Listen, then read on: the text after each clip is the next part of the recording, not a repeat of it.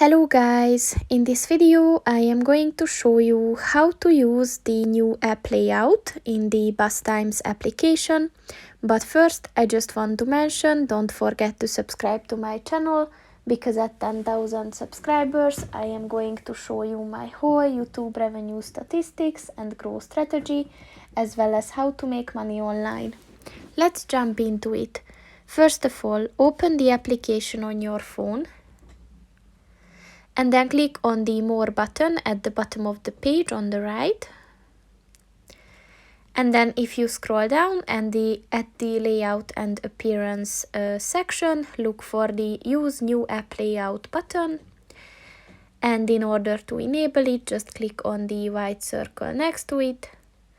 And then the app refreshes itself, and the new layout will appear. So that's pretty much it for this video, guys. See you in the next one. Goodbye.